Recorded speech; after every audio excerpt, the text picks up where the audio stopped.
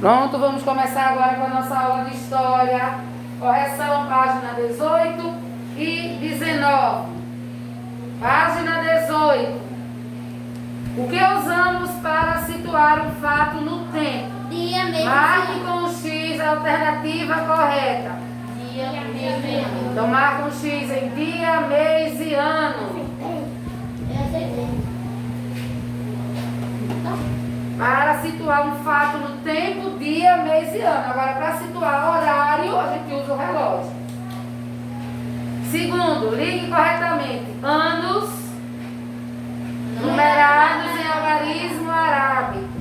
Século numerados em algarismos romanos. Faz um X.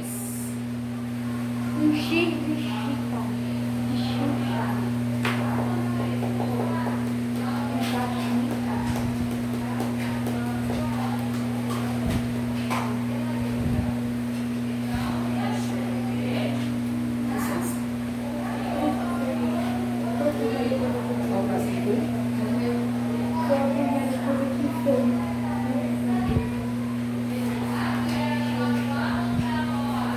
É pra fazer um X aí no segundo. É. Eu vou caderno. Não, deixa aberto aqui, dá para você fazer, você vai fazendo. Só seja rápido. Terceiro, escreva os anos de início e término de cada século, representando na linha do tempo conforme o modelo já preenchido. Século XVI, de 1501 a 1600. Século XVII, de 1601 a 1700. Século XVIII, De 1701 a 1800. a 1800. Esse é o terceiro, viu? Século XIX, de 1801 a 1900. Século XX, de 1901 a 2000. Tem mais? 21, século 21, de 2001 a 2100, é um século. A 2100. Então, olhando isso, terceiro. Então, a gente tá no século 21, né, tia? 16, X, 17, 18. Ô, tia, você vai ligar o vídeo? Liguei. Não, é 16, 17, 18. É 18, 19. Ah, não, a gente aqui é 18, 19 e 20, né? É 18. Porque o resto já tá feito. É 18, 19. Então é 18, 19, 20 21. e 21. Então nós estamos no século 21, porque nós estamos aqui, ó. Nós estamos em 2021. Então nós estamos entre 2001 e 2100. Estamos no século 21. Ô, tia, quando é o século 22? É de 2101 a 3000? a 2200. De 100 em 100 anos muda um século. Ah! E de 1000 em 1000 anos muda um milênio. Oi. Então, outra pergunta, não. Como é que eu morri na Pronto. Em que século você nasceu? 2010. 2021. E No eu século 21. Tia, eu botei XX1. É XXI. Não é um não. É isso aí. XXI. Vocês nasceram no século 21. No ano de 2010, não foi? A Eu nasci maioria em aqui? 2011. Pronto. Pronto.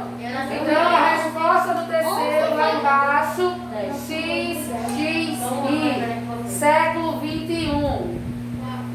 Eu botei XX. Quarto quesito. Responda qual século corresponde à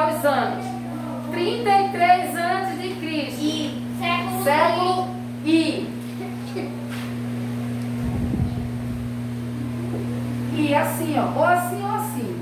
33 Tá? antes de Cristo. Esse é o quarto quesito. Letra A. Letra B. 545. VI. Que século é esse? Vê aí. Não é isso, não, tia? Não, é VI. Século 6. Letra C. 1251. XI. Te ensinou, não foi? 1251. O que é que a gente faz? XI. Corta os dois últimos, pega o 12 e soma mais um. Que século é? 13. Como é que eu faço 13 em romano? X, I. 10, 11, 12, 13. Ou seja, tia, isso aí é uma mistura de matemática com história. Letra D, 2002.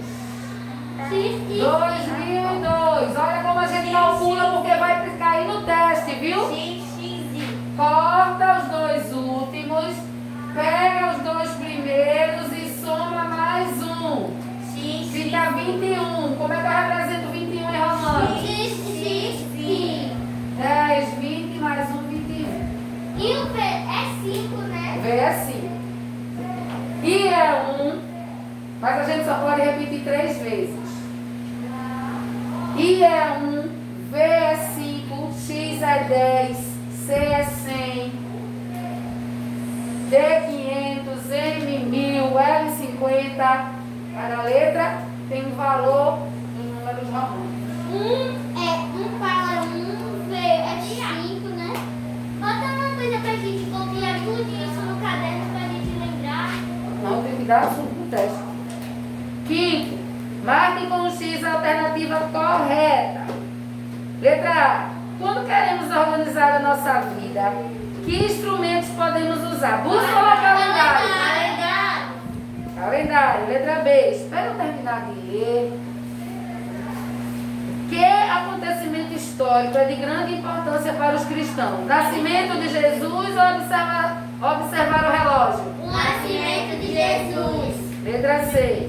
Como se marcava o tempo na antiguidade? Observando o relógio ou observando a natureza? Observando a natureza. Como os egípcios organizavam o calendário agrícola? De acordo com a cheia do rio Nilo ou contando as pedras para formar a organização às colheitas? De acordo com a cheia do rio Nilo. De acordo com a cheia do rio Nilo. Sexto, preencha o quadro. Década, 10 anos. Século, 100 anos. e milênio, 1000 anos. Então, década 10, século 100, Milênio 1000. década 10, século 100, milênio 1000. Aqui, minha flor, aqui não é aí não, é aqui. Completa isso aqui, não precisa tarefa não, não foi? Faz.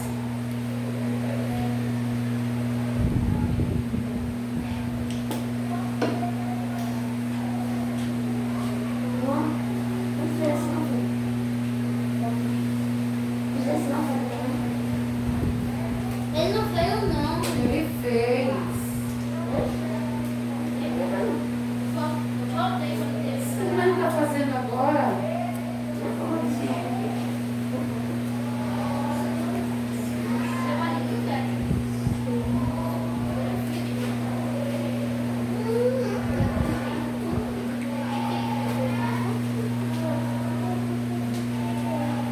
Aqui é 10, 100 e 1000. Tudo vale.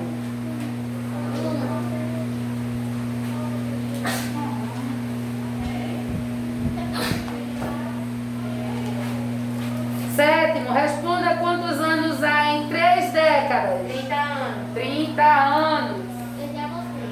Meio século. 50 anos. 50 anos. E uma década e meia. 15 anos. 15 anos. 15 anos. Então, letra A.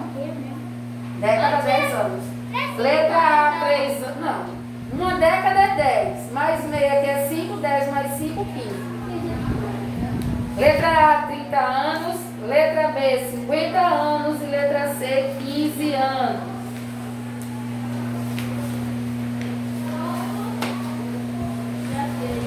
Comecem a fazer a leitura da página 20 até a página 22. Leitura silenciosa, um minutinho só. É a 20 até a 21, né?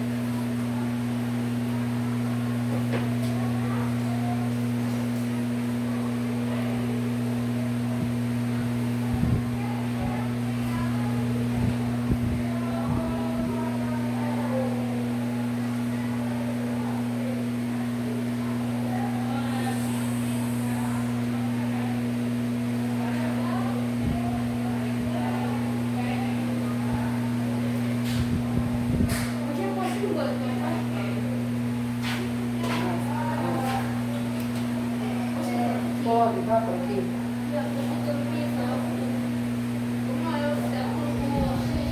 Pronto, vamos começar agora. Vamos começar juntos. Peraí. Século 20. X, século 20. Então, história agora, assunto novo. O quê? Na página Hoje é 9 da 20 manhã. a 22. Por trás. Rapidinho que eu vou começar a explicação. 20 a 22.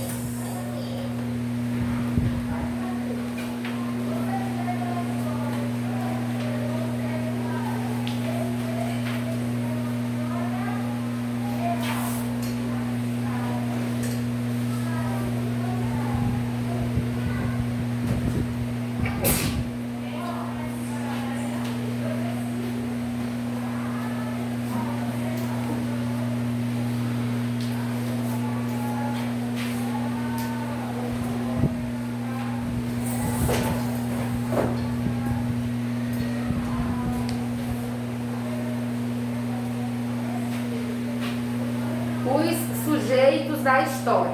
Acompanha, por favor. Estudar as experiências e interações humanas no decorrer dos tempos é o trabalho do historiador. Esse objetivo de estudo é resultado de ações e de todas as pessoas, ou seja, todo mundo faz história. A história acontece em todos os lugares, não apenas nos campos de batalha e em ilustres gabinetes políticos. Então o livro traz para a gente o estudo da história. O que é estudar a história? Afinal de contas, o que é história? História é tudo que a gente vive, né? Todo mundo faz história. Todo mundo vivencia história. História não só é feita por quem é famoso, não. Nem por quem ganhou uma guerra, ou nem por aquelas pessoas que têm dinheiro. Não. Todos nós fazemos história. Todos nós vivemos e nossa vida faz parte da história, não é? Nossa vida é uma história. Segundo o poeta alemão Bertolt, todos nós somos sujeitos da história e somos parte viva dela. Ela é muito maior do que personagens que aparecem em páginas de livros representados como grandes heróis. As ideias desse poeta também defendem que é preciso valorizar outras pessoas que passam anônimas, pois sem elas a história perderá o sentido. Né? A gente pode falar, tomar como exemplo, o momento que a gente está vivendo, da pandemia. Não é? O momento da pandemia. O que é que ocorre?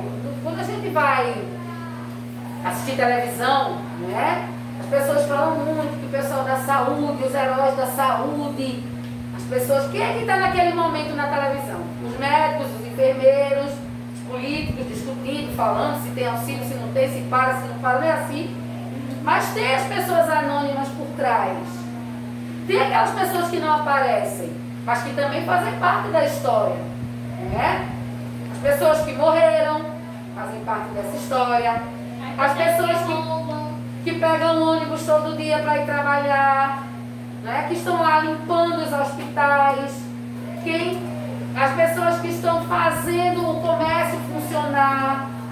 Então, quem está em casa parado, quem pegou Covid, quem não pegou, quem se curou. Então, todas as pessoas, as que aparecem na TV, as que a gente ouve falar e as que a gente não ouve, também fazem história. Algumas aparecem mais que outras, né? Os que não aparecem são chamados de anônimos. A gente não sabe o nome, a gente não sabe quem é, mas eles também fazem parte da história, certo? Devemos valorizar toda e qualquer experiência, os atos corriqueiros de pessoas comuns que passam despercebidas dia por dia, pois, assim como o personagem ilustre do livro, todos eles podem ser feitos de reflexão, fonte de reflexão sobre o passado e o presente. Ninguém faz história sozinho. Se a gente for pensar nos livros, quando a gente estuda história do Brasil, quando a gente vai estudar a independência, né? A independência do Brasil, quem apareceu? Dom Pedro, não foi? Aquela pessoa que empunhou a espada e gritou independência ou morte, personagem principal. Mas tinha ali com ele quem cuidava do cavalo dele, quem cuidava da roupa dele, quem cozinhava para ele, quem cuidava dos filhos dele.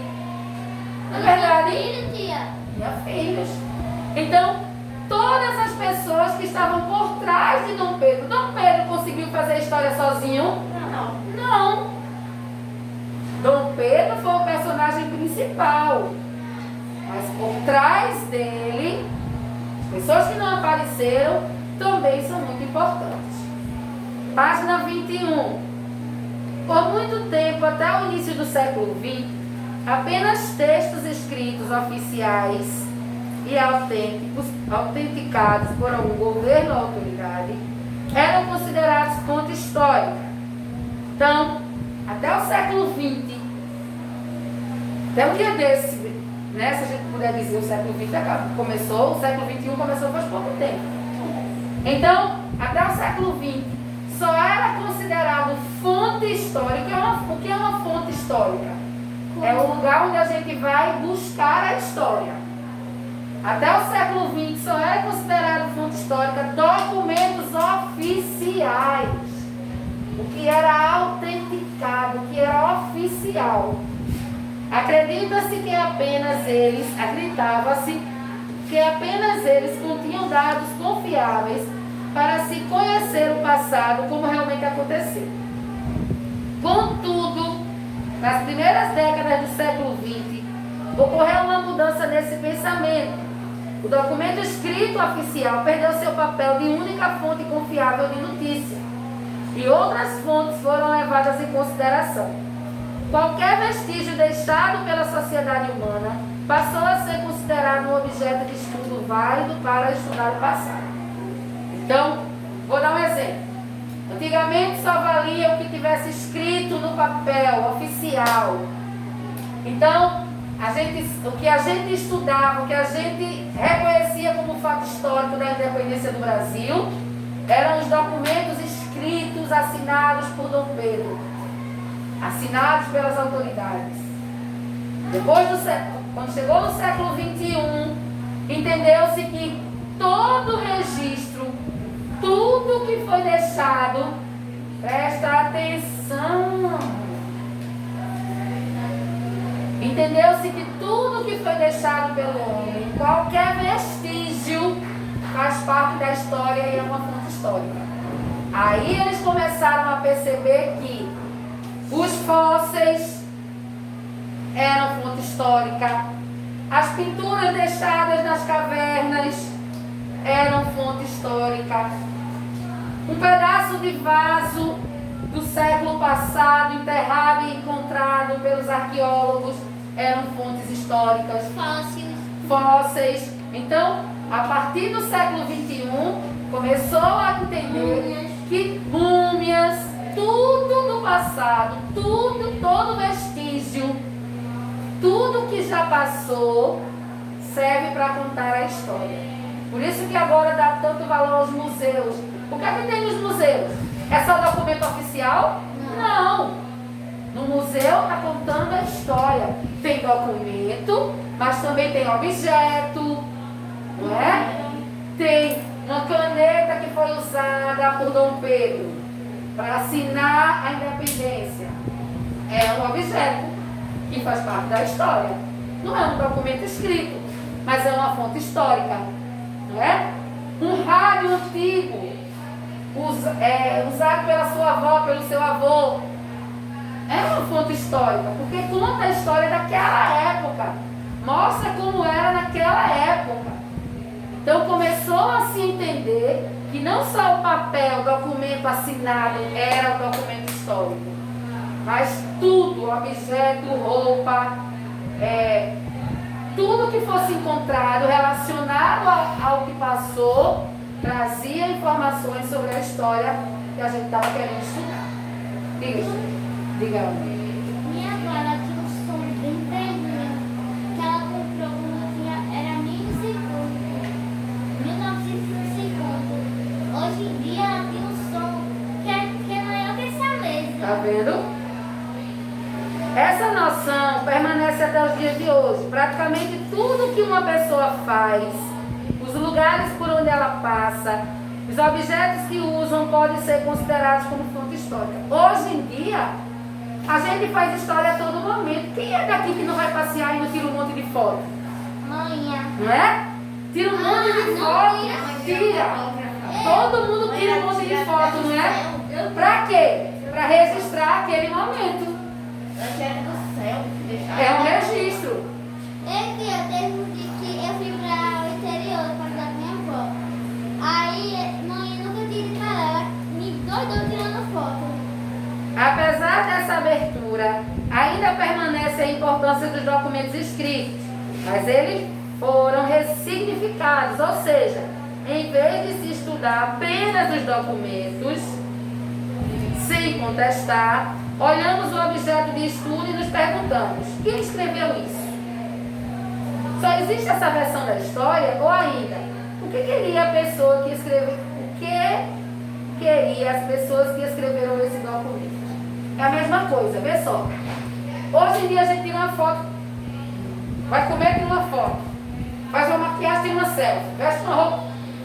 Mas por que você só vai dar valor a essa foto de hoje? Não. Você tem um álbum de foto quando você nasceu. Eu tenho. Não é assim? Eu tenho 3. E o que é que essas fotos antigas contam? A sua história. Seu aniversário de 1 ano, de 2 anos, de 3 anos, seu batizado. Um diário. Não é? Um diário. Conta a sua história, conta uma história.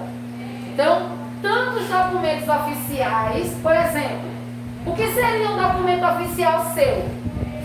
Sua certidão de nascimento. A identidade. Quando a gente nasce, a gente tem uma certidão de nascimento. Isso é um documento oficial.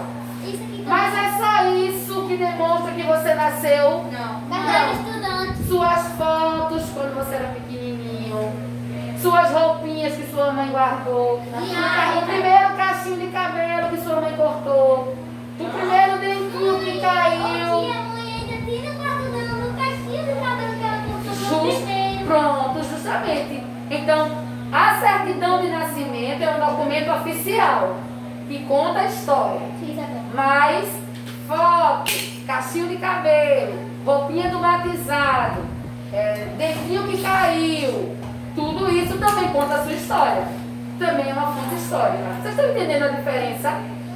Diga bem. Eu vou tirar a cabeça disso. Vamos lá. O documento oficial atestado por um governo conta apenas a história de determinada classe social, esquecendo-se dos povos.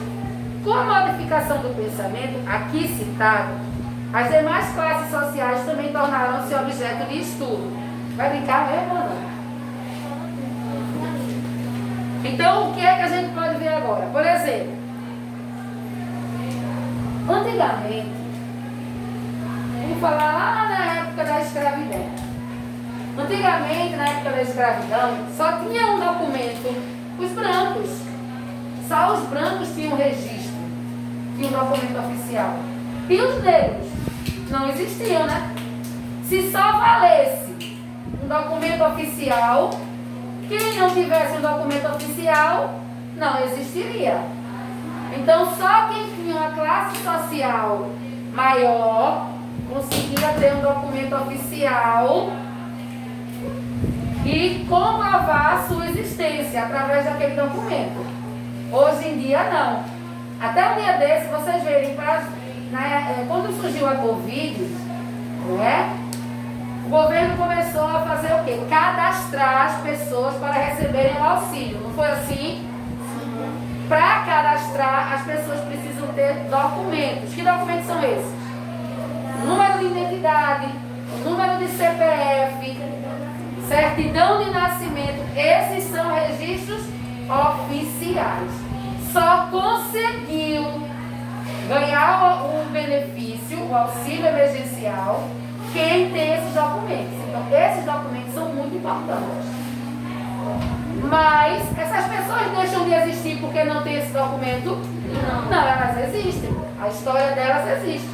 Elas só não têm um registro oficial daquilo ali.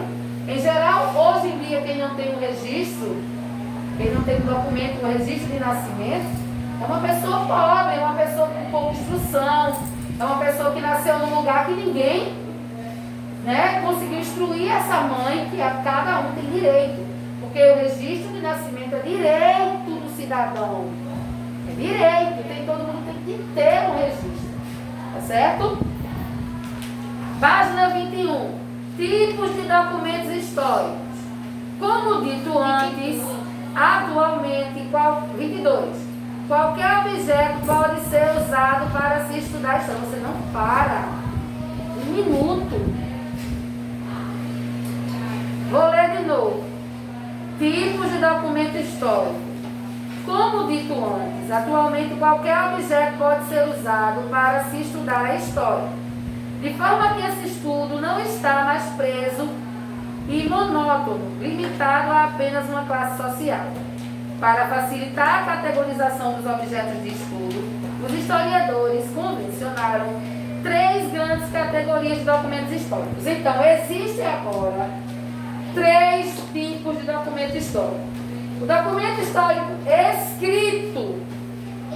Quais são os documentos históricos escritos? O jornal, revista, livro, certidão de nascimento, é um registro escrito, livro, bilhete, revista, então tudo que é escrito é um documento escrito, documento histórico escrito, tudo que foi escrito. Então, os livros, isso aqui é um documento histórico, está mostrando para a gente a história, não é? Então, os livros, os bilhetes, as cartas, as revistas, a certidão de nascimento, nossos primeiros Documentos não escritos. O que são documentos não escritos? Esse tipo de fonte corresponde a iconogramas, material oral, mais precisamente imagens, como? Então, o que não é escrito? Mapa, pintura, escultura, fotografia, filme, cartazes, medalhas, propagandas. O que não é escrito? Então, uma música é um documento histórico não escrito. Um filme é um documento histórico não escrito.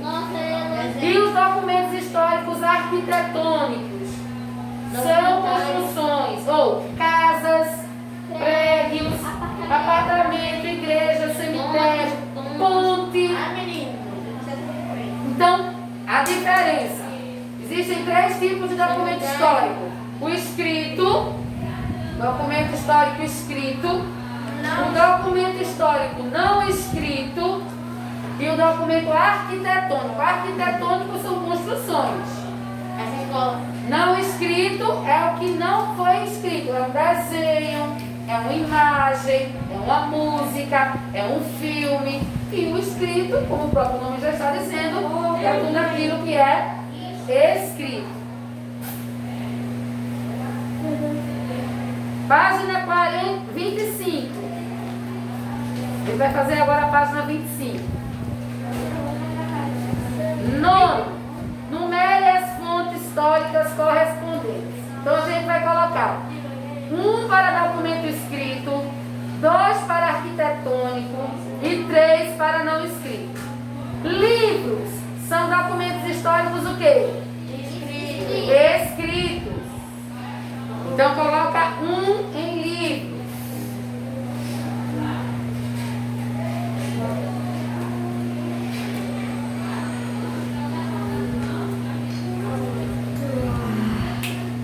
O globo terrestre, um mapa, é um documento histórico o quê?